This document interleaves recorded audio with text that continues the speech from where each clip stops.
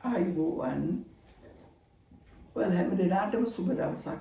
මගේ YouTube channel එකට ඔයාලා හැම දිනාම සාදරයෙන් පිළිගන්නවා. මම අද ඔයාලා හමුවට ආවේ පණිවිඩයක් කියන්න.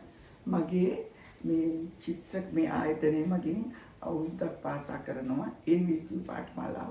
දැන් මේ යන්නේ දෙවෙනි තුන්වෙනි කොටස් කණ්ඩායම.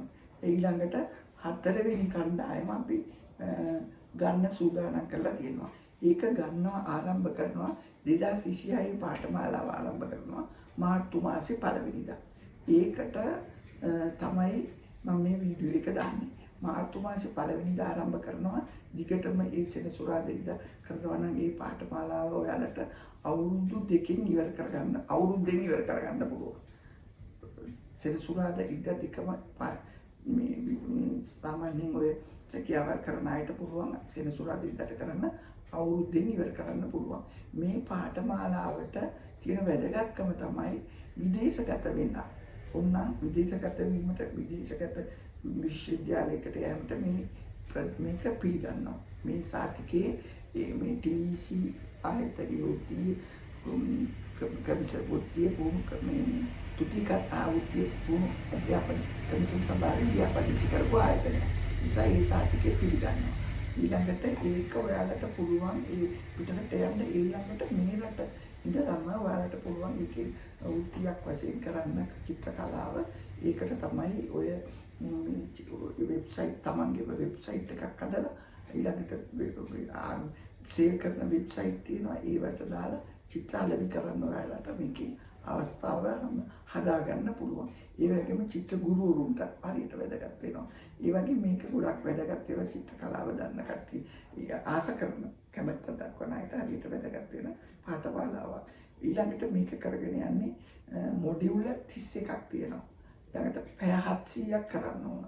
පැය 700ක් මොඩියුල 31ක් තියෙනවා. ඒක කරනකොට ඔයාලට මේ ඒක අවසානයේ කොළඹ කලා භවනයේ ඔයාලගේ නිර්මාණ ප්‍රදර්ශනයක් තියෙනවා. අවසානයේ ප්‍රදර්ශනයක් තියලා ඔයාලට ඒ අර උපාධි කෝට් එකක් දාලා ඒ උපාධි තොප්පියක් දාලා ඔයාලට අවශ්‍ය ෆොටෝ ගන්න ඒ වගේම සාහිත්‍ය ප්‍රදාන උත්සවය අපි සූදානම් කරලා තියෙනවා. දැන් මේ අවුරුද්දේ ළමින් මේ අවුරුද්දේ අගෝස්තුවල තමයි එලා ඊට පස්සේ දැන් මාර්තු වලින් පස්සේ යාලා ප්‍රදර්ශනයට සඳහන් කරනවා. තව චිත්‍ර අඳිනවා. ඊට පස්සේ යාලා ඒක අගෝස්තු මාසයේ දැන් මේ දවස්වල කලා භවනේ කොළඹ කලා භවනේ මේ රිපෙයාර් වැඩ වගේක් තියෙනවා. ඒක වෙනකම් මේලා චිත්‍ර අඳිනවා. ඊට පස්සේ අපි යාලගේ ප්‍රදර්ශනය තියලා සාහිත්‍ය ප්‍රදාන උත්සවය තියෙනවා. ඒක හන්දා මේ ඊළඟට